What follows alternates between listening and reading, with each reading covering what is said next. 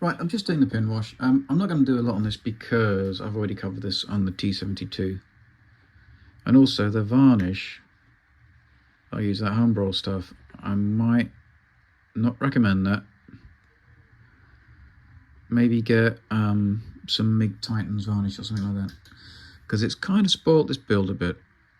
It's made, and no matter what I do with it, the amount of crud that was in the varnish, the too much flat, has made the surface, no matter how much I gloss it, as soon as you put anything on it, it gets very grainy and gritty. So we'll keep ploughing on, see what we get to the end of this. I'll show you when this is all done, the pin washing. But you can see I was just doing it there. You just put the brush loaded with pin wash, dark wash, yeah, you just put it around all the details. Anything you see sticks up, bolt heads, anything, you put dark wash around it, and then you can leave it, and then you just wipe it off, sort of thing, or correct it with a paintbrush and a cotton bud. All right, I might show you correct a bit of it, but we're not going to do a lot on this because I've covered it in other videos and I don't want to get you bored. But if you can see, it starts bringing out the detail. Makes it start looking a lot more like a model. Anyway, I'll see you at the end of this almighty long process. See you in a bit. Oh, and again, it's just MIG dark wash. So again, you can buy this anywhere you like. All right, take me to him, cheaper. I'll see you soon. Hi everybody. I thought I'd just quickly show you tidying up the pin wash.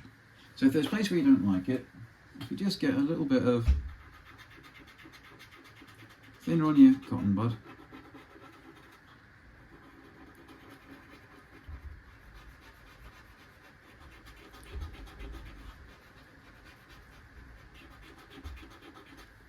and you can correct it. You see? If you notice, it gets a lot darker. That's why when you paint these in the first place, always paint them a bit brighter, because then hopefully it will get down to the colour that you want it to. Anyway, I thought I'd just quickly show you that, and that's all you have to do. Hi everybody. Because of the debacle with the varnish, it all got a bit dusty in places because of the extra flat that was in that varnish. I don't know what happened there. It's just really depressing. But what I'm doing is I'm sorry, it's the kids at home. I've done. I'm using Oilbrushers. I'm just using this one at the minute, and I've used the filled grey underneath, and also some of the brown colours. But I'll just show you I'm just adding a little bit more as localised filters to hopefully bring the colour back a bit again. So what you do, where's the brush I was using? There we go. So what you do is, if you can see here, I've put the little blob of paint, and then you work away from where you've put it in from. So you're trying to make it a bit thicker in the middle, as though you're imitating pre-shading, because like I say, this is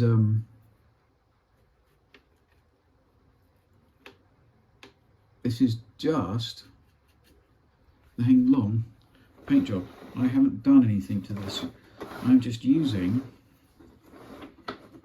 oh, let's take these areas off before I go and put my arm across and break them. I'm just using these to line up the paint, and you can do this with any colours. It's just little localised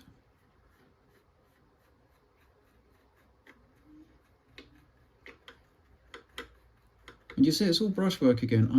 I haven't used an airbrush on this tank, and hopefully you see it just gives it a bit more tonal contrast. Let's do this one. So go from the middle of where you've put the little blob of paint down and work your way outwards. And try and do it panel by panel, because it looks a bit more convincing that way. If you get it onto the other paint, it doesn't matter. You're just trying to add a bit of that on every panel. There's a little teeny bit on that turret tube that I was paintbrush.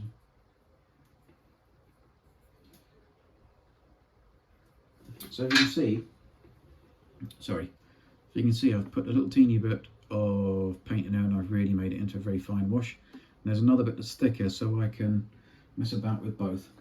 And if I want to, I can put a thicker paint down. So here, a bit more. Yeah? You think, oh my God, that's hideous. What's he done? Then clean your brush off. And then blend it. You see? I've got to stop saying you see. That's so flippin' annoying. Do you observe the change in the coloration of the tank? And just try and accent.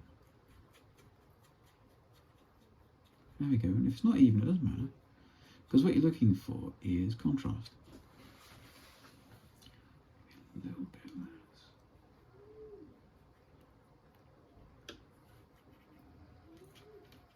And always try and blend downwards or away. Because then if you get lines, it's weathering, isn't it? As well. There we go, see? See how that works? That'll dry off now. And the beauty is, because they're oil, if you don't like it, you can wipe it straight off again. I love oil paints. So yeah, what is my son doing down there? Let's put a little teeny bit here.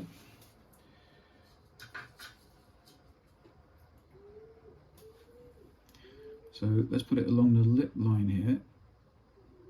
Okay. And then we'll blend back. You see? To here. So what I'm trying to do is imitate post shading. And I just want to show you that you don't need an airbrush to paint these tanks. This is Heng Long. I haven't done anything to this. This is Heng Long paint. I'm not sure what to tell you about the spray can. What paint it get. I'd maybe go with ammo. Maybe go with ammo Titan semi-gloss clear and stuff, because maybe that's better. Yeah, so that's what I'm doing on this. And you see, it just gives it some tonal contrast. I'm going to go around the back here now. I quite enjoy doing this as well. Need a little bit more green. I don't think you have to shake these up, but I do. And it comes out, so it's on a little brush like that, and just put that in your paint mixing tray. Now I might actually with this one put a neat bit here, and I'm going to try and work it out.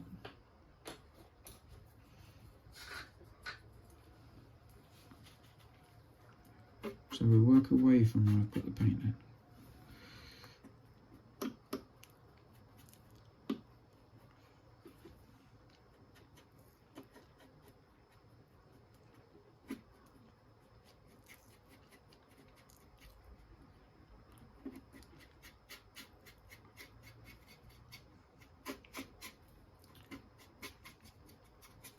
Need a bit more thinner. You can have a bit of clean thinner as well. In fact, no, forget about clean thinner. Use the other filter, because otherwise the other filter will disappear too much.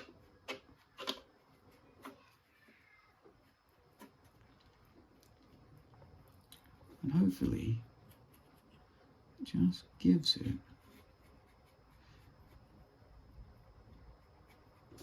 a little bit more richness. If you don't like it, you can wipe it off with your brush. Let's try and move that into the middle.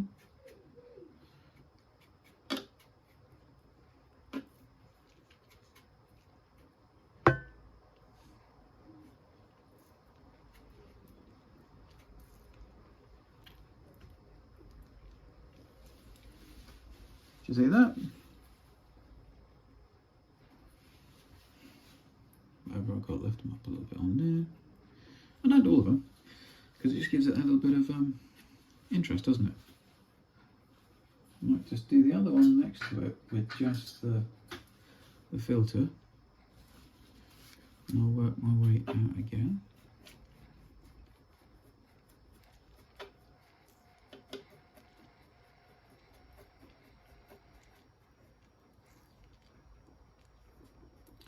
This oil paint is great. Oil paint, yeah. My days oil paint. Oh, because it's really workable. That's why artists use it, isn't it?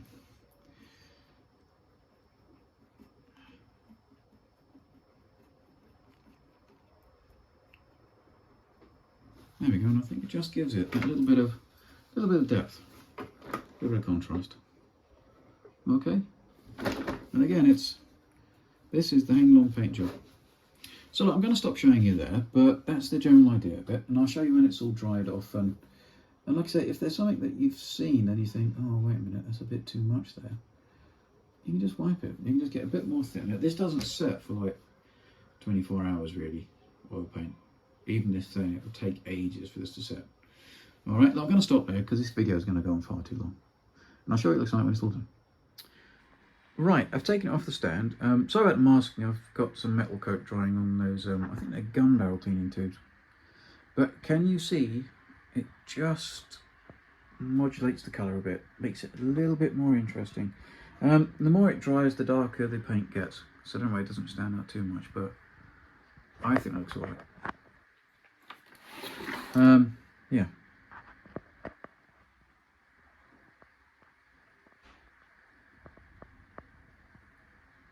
And like I say, this is just the paint job from the factory. I've just done stuff to it. That's all.